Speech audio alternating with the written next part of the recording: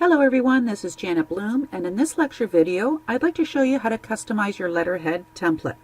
Now the reason we're customizing our letterhead template is because the file that they provided to us isn't set up very well. If we go under Show Hide, we can see that they have typed their company name, slogan, and an image, and then they just pressed the Enter key a whole bunch of times and included the contact information towards the bottom of the page.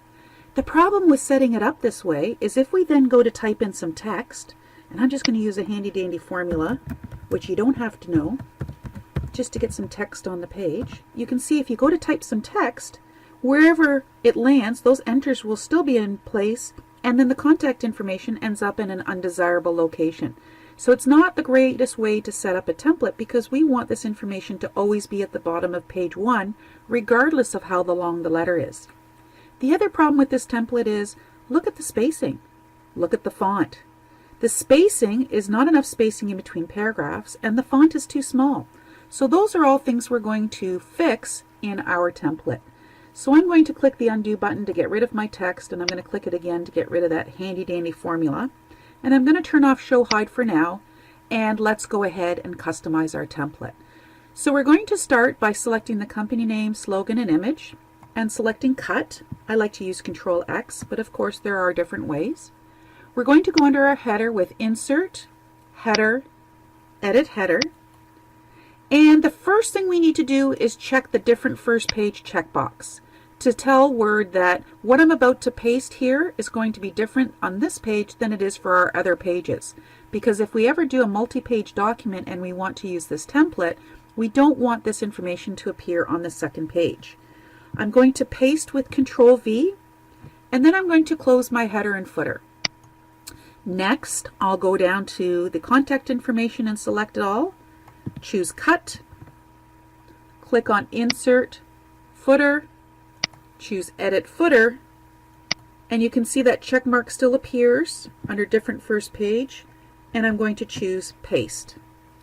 Now when I close the header and footer, I have the information in the header and footer area, and if my document were to go onto 2 pages, it would only appear on the first page. The second page would be blank, which leaves room for a proper multi-page header on the second page of my letter. So we'll talk about that a little bit more later on. Now I want to change the font, so I'm going to start by going under Show Hide, selecting all of the enters that are currently there and deleting them, selecting the one enter that is remaining, changing my font. I believe that they'd prefer us to have a font called Myriad Pro, so you can type Myriad Pro, M-Y-R-I-A-D, Pro, right in your box, or you can click the drop down arrow and go and search for it. And we're going to leave this as 11 point, and make sure that your bold's not on. If you see that that bold is on, make sure you turn your bold off.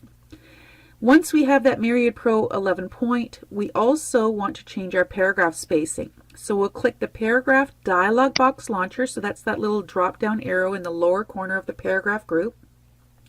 We're going to change our line spacing to the default word setting, which is multiple.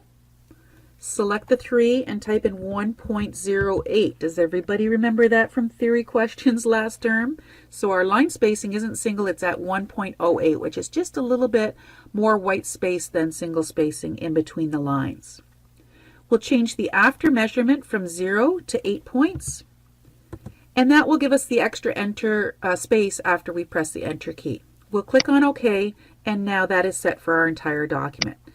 And finally, as part of our template, we should probably press the Enter key an extra 2 times so that when we open the file, we've already got that extra space. So that just saves some time doing that. Turn off your Show Hide, and then save this using a name that makes sense to you. So make sure that you save it using a name so that you know that this is the customized template that we'll be using from now on for letters.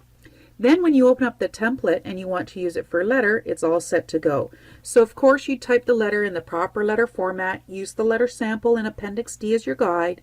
I'm just again going to type some random text just so I can get some text on the page to show you that the font has been changed, the spacing has been changed, and look at that. The header and the footer works perfectly on the first page, and there's nothing on the second page.